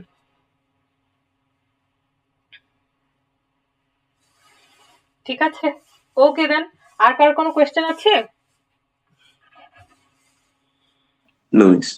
ওকে, যদি কারো কোনো কোয়েশ্চেন না থাকে, আচ্ছা ম্যাম সার্কিট প্রজেক্টটা একটু এক্সপ্লেন করতে হবে। হ্যাঁ মানে মাথার উপর দিয়ে গেছে ম্যাক্সিমাম জিনিস। ওকে, প্রজেক্টটা কিন্তু আপনাদের হার্ডওয়্যার এন্ড সফটওয়্যার বোথ করতে হবে, আর হার্ডওয়্যারটা যেটা সেটার একটা ভিডিও বানিয়ে তারপর ভিডিওটা আপলোড করতে হবে। হ্যাঁ, আর ম্যাম সফটওয়্যার, হার্ডওয়্যার করা লাগবে? হ্যাঁ এই যে make a video for hardware demonstration, কোয়েশ্চেনও তো বলে দেওয়া আছে, করেন নাই? আমি তো জাস্ট সার্কিট দেখতেছিলাম। Acha, suppose you want to see yourself as an audio engineer who has obtained degree in acoustic engineering, okay? Now you dream of getting a job in renowned speaker manufacturing company, and one day you came across a job circular posted by Sony Corporation. Acha, when you approach them with your resume, select okay, ঠিক আছে। So এই জিনিসগুলো তো আর পরে দেখানোর কিছু। You are tasked with the design of a Twitter speaker, okay? So speaker is supposed to reject all sounds having a frequency below a certain threshold. This is the threshold voltage বা cut off ফ্রিকোয়েন্সিও বলতে পারি এটাকে আমরা। Clear? এই জিনিসটা দিয়ে কি বোঝা যাচ্ছে? The speaker is supposed to reject all sounds having a frequency below this, reject all sounds. So this means this is going to cut a certain range of frequency, right? বুঝতে পেরেছি জিনিসটা? below this. So এটা কি pass filter, high pass নাকি low pass filter, you decide, এটা আমি বলে দিব না। সো এটা হচ্ছে থ্রেশহোল্ড বা কাট অফ ফ্রিকোয়েন্সিটা। সো এখানে G is your group number, you have to design a third order active filter in order to meet the requirements. So এটা ফিল্টার হবে সেটা বুঝতে পারছি, থার্ড অর্ডার ফিল্টার হবে সেটাও বুঝতে পারছি, কাট অফ ফ্রিকোয়েন্সিটা কত হবে সেটাও বুঝতে পারছি। এইখান থেকে এই স্টেটমেন্টটা থেকে আপনাদের বুঝতে হবে এটা কি হাই পাস ফিল্টার নাকি লো পাস ফিল্টার। বুঝতে পেরেছি জিনিসটা? So your design should be following the standard design procedure given below. Firstly, you will design based on theories and concepts to decide the circuit components and configuration. Secondly, you have to use simulation to verify your design. Finally, the hardware implementation of the design should be developed and tested for justification. So theoretically এটাকে দেখাতে হবে, সিমুলেশনের মাধ্যমে এটা verify করতে হবে, hardware ইমপ্লিমেন্টেশনের মাধ্যমে এটাকে justification দিতে হবে। তিনটা স্টেপে কাজটা করতে হবে, theory, simulation and hardware. So filter ডিজাইনের কাজ তো আপনারা থিওরিতে অনেক করে আসছেন, ফিল্টার ডিজাইনের কাজটা আপনাদের জন্য ডিফিকাল্ট হওয়ার কথা না। This is a very simple and straight forward question for as a project, I think. So I don't think এটা মাথার উপর দিয়ে যাওয়ার মতো কোয়েশ্চেন। হ্যাঁ, এটা বুঝে আপনার আনসার করতে হবে যে জাস্ট এটা হাই পাস ফিল্টার নাকি লো পাস ফিল্টার। আর আপনাদেরকে তো মনে হয় third order, fourth order filter পর্যন্ত তো মনে হয় থিওরিতে পড়ানোই হওয়ার কথা। আমাদের পড়াইছে, আপনাদেরকে তো পড়াবেই ফোর্থ অর্ডার ফিল্টার পর্যন্ত। সো ফোর্থ যদি পড়ে থার্ড অর্ডার ফিল্টার বানাতে কি, বা সেকেন্ড অর্ডারও যদি পড়ায় আপনাদেরকে, তো আপনারা তো জানেন যে থার্ড অর্ডার কিভাবে বানাতে হয়, তাই না? সো থার্ড অর্ডার বানাবেন, বানিয়ে তারপর হচ্ছে হার্ডওয়্যার অ্যান্ড সিমুলেশনের মাধ্যমে আপনাদের থিওরিটিক্যাল অ্যানালাইসিসকে ভেরিফাই করবেন। তারপর হচ্ছে এই যে এখানে আপনাদের বেসিকলি রুব্রিকটা দেওয়া আছে, বেসিকলি কিসের বেসিসে কত মার্ক অ্যালোকেট করা আছে, যেমন design and set up the experiments, সেটার উপরে হচ্ছে 5 মার্ক, থিওরিটিক্যাল অ্যানালাইসিস আর কি, conduct experiment and perform measurements, sorry এটার উপরে 8 mark, detect the experimental faults and troubleshoot them, mark 7। আচ্ছা, এই পার্টটা অনেকেই হচ্ছে বুঝে না যে ডিজাইন প্রবলেমে এই সেগমেন্টটা কিভাবে আর কি হিট করতে হবে। সো এই জায়গাটাতে বা এই টোটাল 7 মার্ক পাওয়ার জন্য আপনার যেটা করতে হবে, ফার্স্ট ইনিশিয়ালি আপনারা যখন ডিজাইন করেন, ফার্স্ট চিটেই কি বা ফার্স্ট অ্যাটেম্পটেই কি ডিজায়ার্ড আউটপুট পেয়ে যান? ফার্স্ট অ্যাটেম্পটে ডিজায়ার্ড আউটপুট পাওয়া is very rare and only for experts. Until and unless আপনারা ডিজাইন করতে করতে এক্সপার্ট হয়ে গিয়েছেন, আপনাদের নলেজ লেভেল অনেক বেড়ে গিয়েছে, you can't hit that particular desired কি বলে এরিয়া। আপনার একবারে হচ্ছে এটা এই করা এক অ্যাটেম্পটে এটা পাস করা, দ্যাট ইজ কোয়াইট ইম্পসিবল। তো এই যে আপনারা স্টেপ বাই স্টেপ আপনাদের হচ্ছে ডিফারেন্ট ভ্যালু নিয়ে আপনারা অ্যানালাইসিস করার পরে তারপরে আস্তে আস্তে যে আপনার ডিজায়ার্ড ফ্রিকোয়েন্সি ভ্যালুর জন্য যে কনফিগারেশনটা, সার্কিট কনফিগারেশনটা, সেটাতে যে পৌঁছেছেন, সেটা স্টেপগুলা এখানে দেখাবেন আর কি। এটাই হচ্ছে এই জায়গায় যেটা আপনারা অনেক সময় স্কিপ করে দেন। মানে আপনারা যে রাফ করেন না, রাফ করে রাফে লিখেন যে আচ্ছা ঠিক আছে এখন এটার জন্য এই আরটা হলে ভালো, এটা এই সি এর ভ্যালুটা হলে ভালো, তারপরে দেখেন যে না মিলছে না, তখন এরপর হচ্ছে নেক্সট স্টেপে যান। সো তখন এই যে পার্টটা, এই পার্টটা রিপোর্টে অ্যাটাচ করে দিবেন, রাফ আকারে অ্যাটাচ করবেন না, মানে একদম সুন্দর করে অ্যাটাচ করবেন, বাট ডিজাইনটা যে একবারে হয় নাই, স্টেপ বাই স্টেপে হয়েছে, সেই জিনিসটা এখানে দেখাতে হবে। Detect the experimental fault and trouble shoot them. So ওই আপনার হোল প্রসেসটা, যেটা ফুল প্রসেস ফলো করে যেটা এসছেন, সেই প্রসেসটা এখানে ইনক্লুড করবেন, প্রসেসটাকে বাদ দিবেন না। প্রসেসটা অনেকেই বাদ দিয়ে দেয় ডিজাইনিং এর ক্ষেত্রে, but that process is, that journey is really very important. Analyze the interpret data, graph and charts. Synthesize information and findings obtained through your research or your experiments to reach valid conclusions. So basically this is the conclusion part. So conclusion, you have to conclude your analyzing or your findings with proper explanation. সবাই বুঝতে পেরেছি? Yes ma'am. আচ্ছা, এখানে হার্ডওয়্যারে করার সময় হার্ডওয়্যারে আপনার অনেক ধরনের এক্সপেরিমেন্টাল ফল বা আপনাদের অনেক ধরনের প্রবলেম আপনারা ফেস করবেন, সো ওই ফল্ট গুলাও হচ্ছে এখানে মেনশন করে দিবেন। ওইটার উপরে বেসিক্যালি থিওরি অ্যান্ড সিমুলেশনে তো আসলে হয় না এই ধরনের ফল্ট, হার্ডওয়্যারে হয় আর হচ্ছে থিওরিটিক্যালি অ্যানালাইসিস করার সময় হয়। সো ওই অ্যানালাইসিস গুলো এখানে অ্যাড করবেন আর কি। So I think everyone is clear about this things. আপনাদের তো এখানে বলেই দেওয়া আছে যে এখানে কি কি করতে হবে, specified problem statement, design of the circuit, simulation result, hardware implementation. Hardware ইমপ্লিমেন্টেশনও বলে দেওয়া আছে যে কি করতে হবে। তারপর হচ্ছে জেনারেল গাইডলাইন, কি কি কিভাবে কি সাবমিট করতে হবে, সাবমিশনের জন্য সবকিছু বলে দেওয়া আছে। So I guess pretty much clear, তাই না? কি করতে হবে, এখানে একটা ফিল্টার সার্কিট বেসিক্যালি ডিজাইন করতে হবে for a proper threshold voltage অথবা cut off frequency, threshold voltage বলতেছি, থ্রেশহোল্ড ফ্রিকোয়েন্সি অথবা কাট অফ ফ্রিকোয়েন্সি। সো এখন আপনাদেরকে দেখে বুঝতে হবে is this a high pass filter, low pass filter, band pass filter নাকি ব্যান্ড স্টপ ফিল্টার, এটা কি ধরনের ফিল্টার। ওকে, আর কার কোনো কোয়েশ্চেন প্রজেক্ট অথবা exam related? So this is an announcement. আপনাদের নেক্সট ক্লাসে হচ্ছে কি হবে, আমরা 8টা থেকে পরীক্ষা স্টার্ট করে দেওয়ার চেষ্টা করবো। ওকে, সো 8টা মিনস 8টা, নেক্সট কত তারিখ, 7 তারিখ, সরি 3 তারিখ পড়তেছে। আপনাদের 3 তারিখে হচ্ছে হার্ডওয়্যার টেস্ট হবে।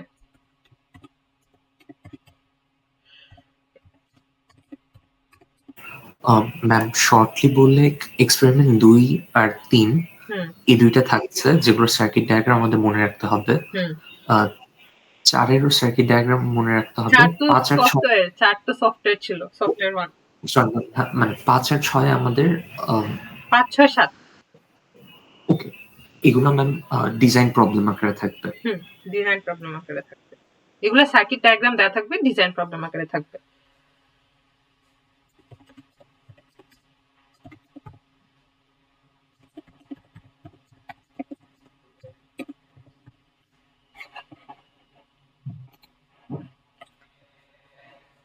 ওকে, আর কারো যদি কোনো কিছু বলার না থাকে, then this will be all for today's class I think.